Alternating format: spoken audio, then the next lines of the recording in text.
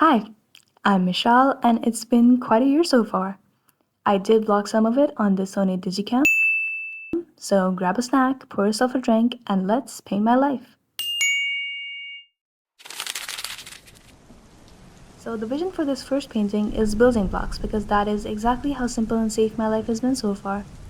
I'm 16, I live in Pakistan, and while I've never been ambitious about it, I have always been a student.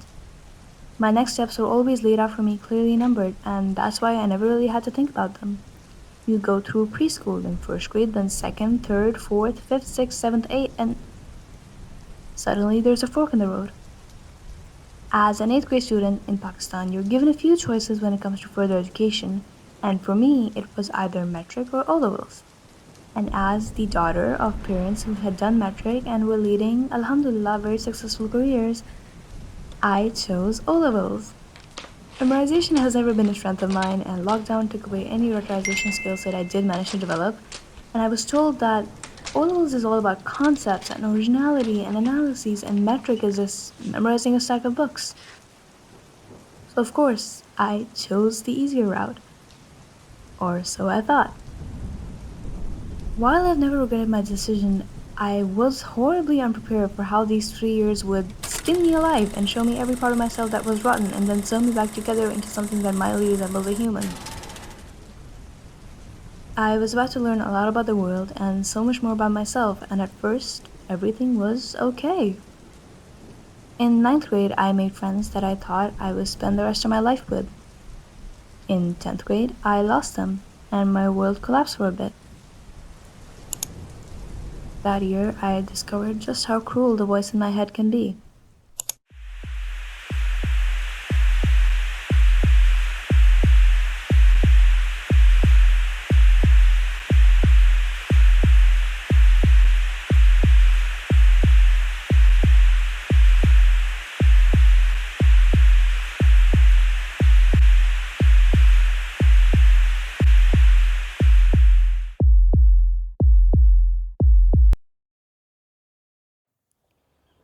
Mental health aside, the academic pressure is no joke. I couldn't go more than a week without crying. I was lagging behind in every subject because guess what? The first 2 years of O-levels are almost entirely memorization. Urdu I could practice and perfect, but history and Islam, while I do like them as subjects, they were low-key traumatizing. When we're under such high pressure and it seems as if everyone else is doing just fine, a lot of the time that makes us doubt our capabilities. Because at the end of the day, everyone's studying the same syllabus.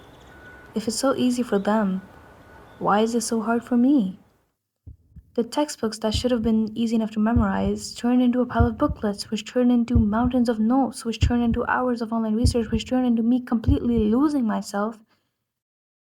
I have never been closer to giving up, in every sense of the word. So my father drew some graphs to comfort me. So basically, if you put the progression of life on the x-axis and your emotions on the y-axis, with happiness being the positive side and sadness being the negative side, a normal graph would look like this. It won't be this linear in real life, of course, but you'll have happy times followed by sad times, and the cycle will continue. But my graph and the graph for many others, it goes a bit like this. When we obsessively listen to music, watch movies, scroll social media, we feel happy. When I was indulging in these things, I was on top of the world and it made me feel invincible. I felt like those moments of elation and ecstasy were going to last forever. But it's temporary, isn't it? Because my happiness was so high, the sadness, well, it's a long way down, isn't it? And the further you fall, the harder it is to climb up again. But at the end of the day, it is a wave graph. It goes down, yes, but it goes up soon after. These graphs, they taught me how to differentiate between natural happiness and artificial happiness. Going outside, moving your body, drinking water, eating good food, spending time with your loved ones, and most importantly, nourishing your soul. These activities, they bring you natural happiness. It's controlled. It's not as extreme of a dose. It's not as hard of a fall. But I know a lot of the times you just can't help it. You just can't help getting sucked into things that give you that artificial happiness high. You know it's not good for you, but it makes you happy. And I know it doesn't feel like it right now, but you'll slowly learn to fight against that. So, for everyone who's stuck rotting in their beds, marinating in front of a screen, crying in a corner of the bathroom floor, it's going to be okay because nothing lasts forever. If you feel like you're at the lowest point in your life, well, I guess the only way left to go is up, isn't it? This too shall pass. These years really taught me the importance of not just having a direction but also having a lighthouse. My lighthouse is, and inshallah will always be, the belief that everything happens for the best. It's very cheesy when you say it like that, but if there's one chapter in Islam that made a genuine impact on my life, it was predestination and decree. It's a very deep topic, so I'll try to give you the gist of it. So there are two parts to this concept: predestination and decree. Predestination means that Allah has full knowledge of what happened in the past, what's happening in the present, and what will happen in the future, and nothing happens unless it is according to His will. Predestination is fixed. However, decree changes daily, weekly, and yearly, and it means that Allah has created humans and has given us free will to do as we wish. But Allah's knowledge isn't affected by our free will. Therefore, decree can be changed by our actions, as in by obeying Allah and by worshipping Him. And that was a lot. But how does my lighthouse, my belief that everything happens for the best, how does that tie into this? Well, Allah loves all of mankind, especially Muslims, and knows what's best for us, right? And Allah also knows everything and has full command over everything. His knowledge is limitless. Therefore, everything that happens inherently happens for the best because Allah is in full control of it and He loves humans and He knows what's best for them. This was a very roundabout explanation, but this is my understanding of the concept and it continues to comfort me through every hardship. It was very hard to think clearly through the brain fog and the tears, and it still is sometimes. But going through that pain helped me develop this new voice in my head that chimes in whenever I start to feel lost. It's going to be okay because it's written.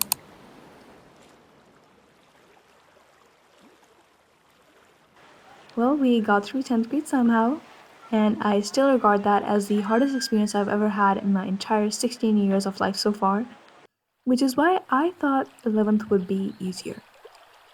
Yes, there is 5 subjects to juggle instead of 3, but they're all concept-based. So it should be easy for me, right? I love life, really, I do. It's just midway through 11th grade, we moved across the country. The first month felt like I was in some magical 13th month of the year.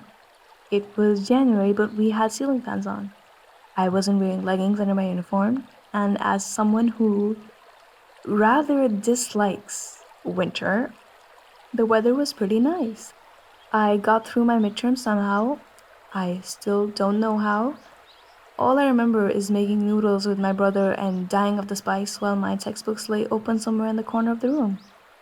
This painting was one of the more complicated ones since it's a very unique feeling that I was trying to encapsulate, and in many ways I think the feeling was brought upon by my state of mind rather than the weather, but the weather did tie into it, and I think these dull swirls captured that, at least to some extent.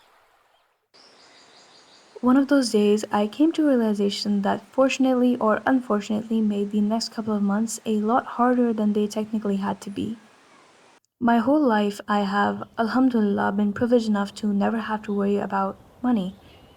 And as a result, the only reason I even wanted to earn money in the first place was to afford fun. I wanted money to become independent, sure, but also to travel and to try new foods and to spoil my loved ones. That night, I realized that I was a lot more naive than I thought I was.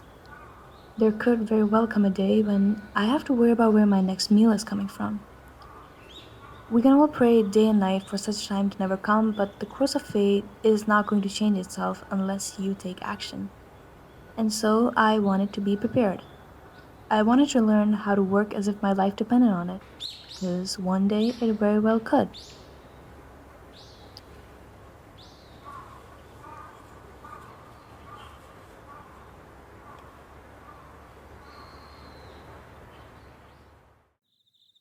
With this realization, I began to aim higher than I had ever aimed before, and initially, things got pretty dark. Going into February, I began to spiral, slowly but surely. Every day, I'd wake up with lists in my head, lists of things I had to do, things I wasn't allowed to do, things that were out of my control, but they still upset me. As always, my messed up sleep cycle was the first sign of imminent danger that I decided to ignore. And it's crazy to me how having bad sleeping habits has been normalized to the point that it's almost expected. And I've done this before. I think we all have. When I was in that spiral during O2, I was basically nocturnal. I'd spend the whole day scrolling and napping and then torture myself by staying up all night to study. But one thing that I realized this time around was how much I miss my bed. I mean, sure, working at night, it just feels different. The house is quiet, the air is cooler, the vibes are vibing. But I missed the time when going to bed was a decision and not a necessity. I missed the time when I would sleep just because it was nighttime, just because I was done with dinner, just because I wanted to rest, and not because I literally could not keep my eyes open for even a second longer.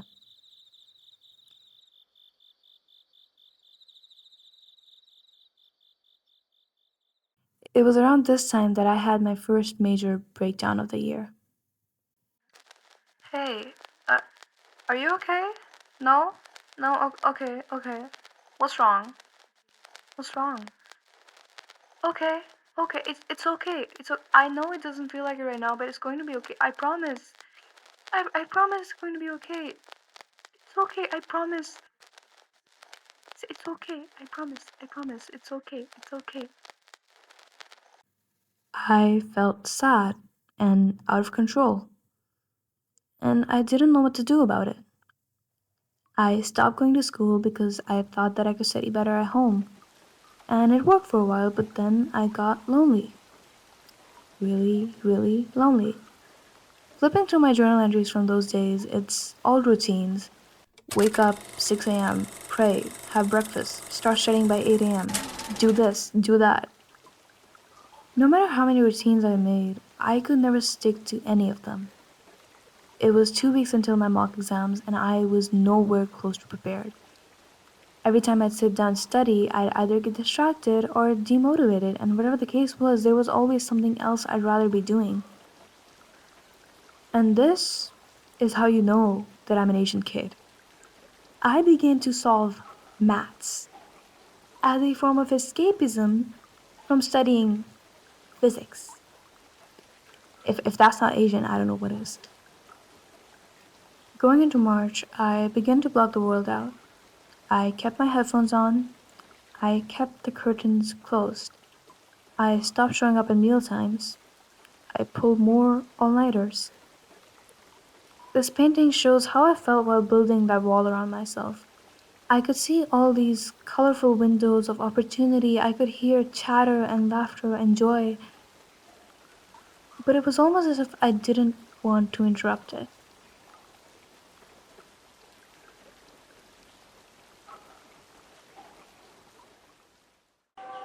My mock exams happened.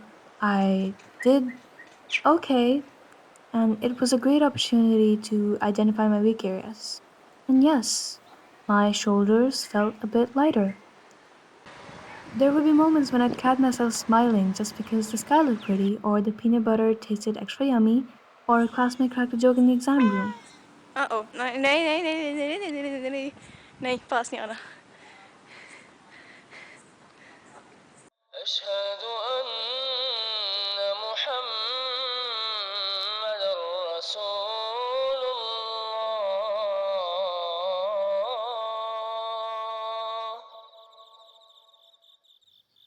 Ramadan and I have always had a complicated relationship.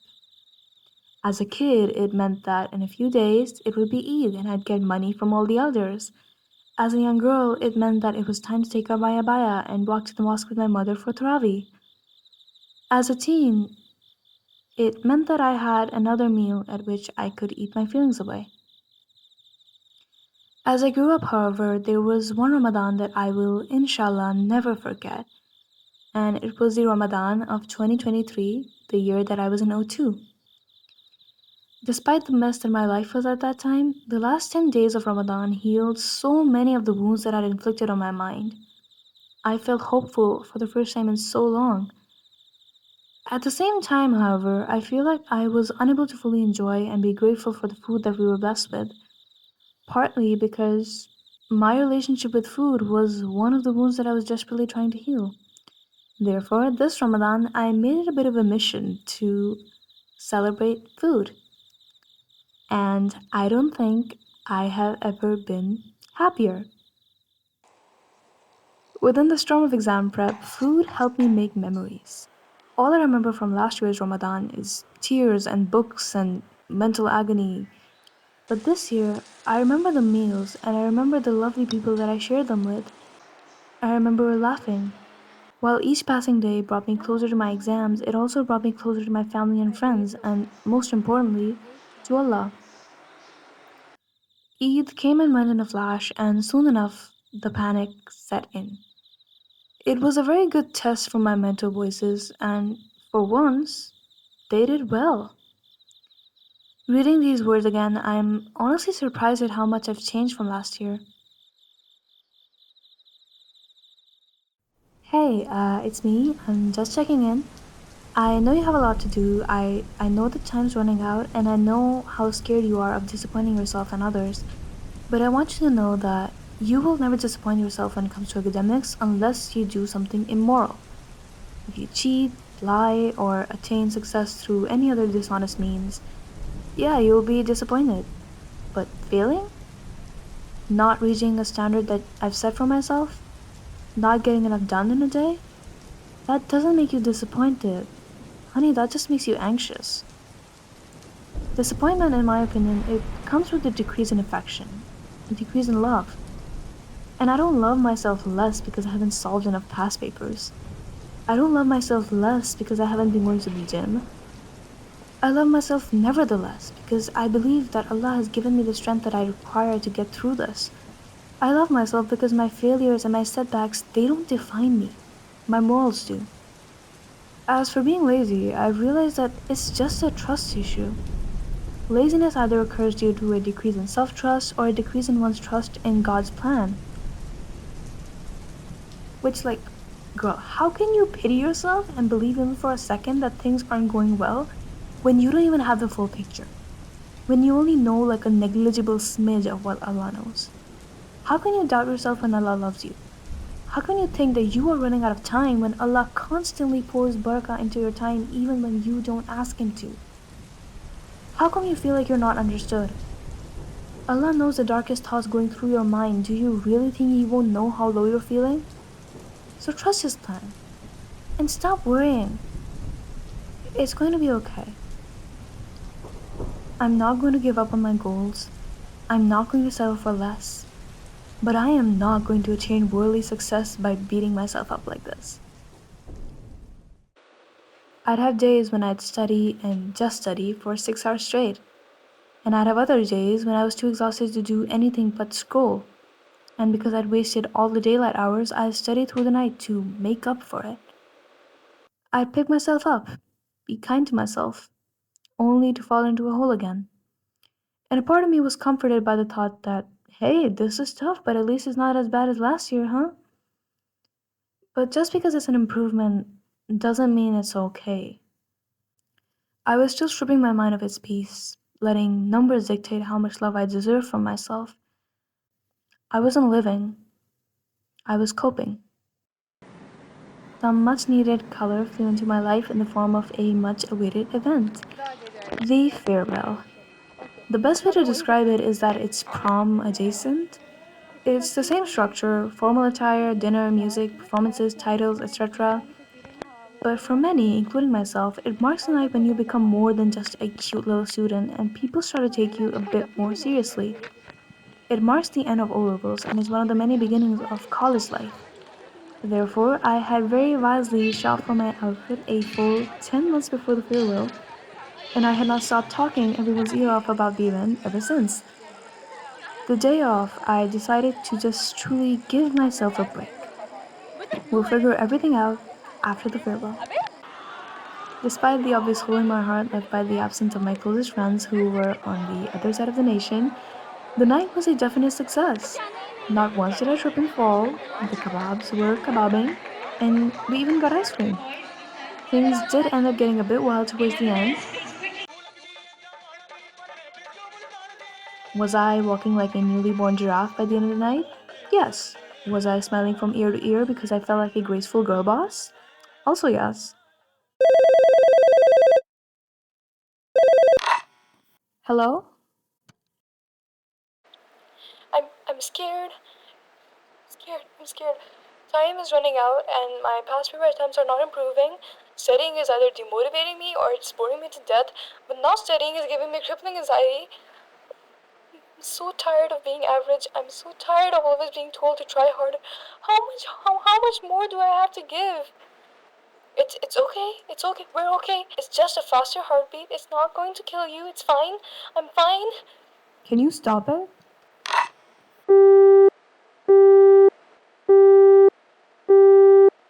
You are allowed to be not okay. You're allowed to be sad and dramatic and weak because, yeah, that is what you're feeling right now. Yes, one day, inshallah, you'll look back and wonder why you worried at all. But right now, cry me a river. Lose yourself a little bit more. We've put you back together once. I'm sure we can do it again. The last few days were honestly a blur of past papers, true crime podcasts, and late nights at the dining table. I was having a hard time motivating myself to study because, let's be honest, I'd rather be doing anything and everything else.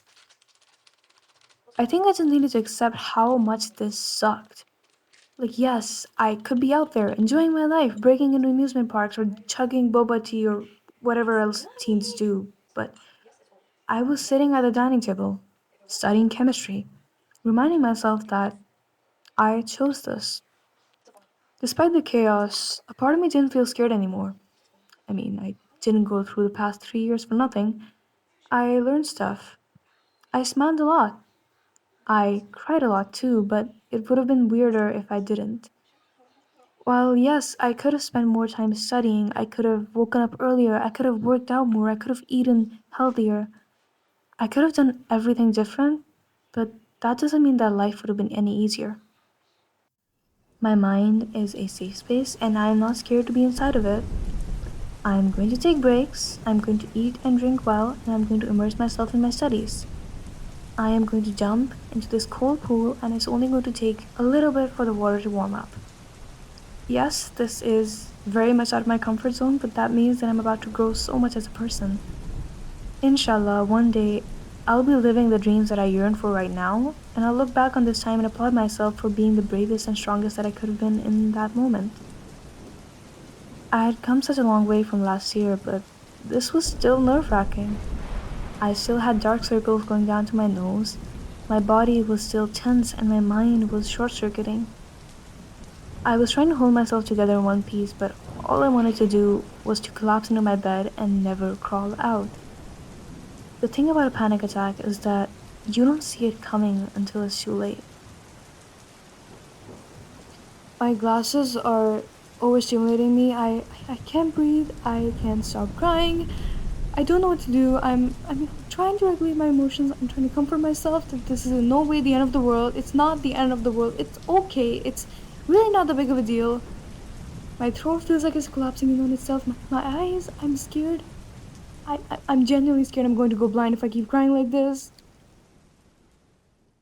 The day of my first exam, I did want to throw up a little bit, but once the initial stomach somersaults wore off, I was actually a little excited to just get it over with. This was it, the light at the end of the tunnel that it had taken me 3 years to cross. It was the final countdown, the finish line, and I was right there, about to cross it. I got sick. I had a fever, headaches, a cold. I'm pretty sure it was just a standard flu going around, but it did knock me on my feet for quite a bit. Really, you can be as careful as you want. You can avoid all the ice cream and the vinegar, but sometimes unexpected things like this happen, and they're always for the best. Looking back, the sickness did help me get my mind off the stress. It helped me fall asleep. And it gave me a very sharp reminder that at the end of the day, I am only human. The day of the bio exam, I was definitely a bit delirious because of the fever. I low-key wanted to faint just so that I could get out of giving the exam, but I stayed sentient, somewhat. In the exam cell, I was seated next to a window, right underneath the AC, and the AC coolant water thingy, it was dripping on the windowsill outside. So while we waited for the exam to start, I just rested my head on the desk and I looked at the water dripping. The morning sun was reflecting on the water in such an ethereal way. I definitely didn't do justice to that scene, but I tried my best to encapsulate the emotions that it made me feel. It was as if I had been blessed with my very own little water dripping ASMR window. So I just lay there and stared. I used to tell myself this before, but I don't think I ever believed it, because at the end of the day, the memories don't contribute to my student profile. They don't get me a well-paying job. But as I lived through the days that I used to dread just a few months back, I would choose the memories over 100 A stars. It is my experiences and what I learned through them that makes me me. I don't think I hate school anymore. I don't look at my books with annoyance and disgust. Past papers don't make me want to throw up. I kind of already miss these things, so I'm going to cherish them and embrace the chaos. The days went by fast, and soon enough we were at the beginning of a very strange anomaly in my schedule. There was a considerable gap between the Physics P4 and the MCQ papers, almost a month to be exact. Now, while I can't possibly fathom what possessed the CI people to do this to us, there was nothing I could do to change it. So I did set one goal for these days at home, and that was to go outside. I had been cooped up in my room with my books for weeks, and my mind was craving a change of scenery. The first change I noticed was how hard it was to move my limbs. My ankles felt like they had weight strapped to them. My jeans felt like a straitjacket around my legs. I felt lethargic. And as someone who has spent the past few years trying my best to cultivate a lifestyle that revolves around physical activity, this was scary. But then the scent hit me. We get so used to the smells inside our rooms that we tune them out until they go unnoticed. Outside, however, I smell the leaves, the slight hint of smoke, the occasional trail of spices as I walk past homes. I looked up for the first time in so long and I felt my neck joints pop. The sky was such a pretty blue. I decided to pay homage to my younger self and pick up a book from the library. It had certainly been a while since I'd willingly lost myself to a book.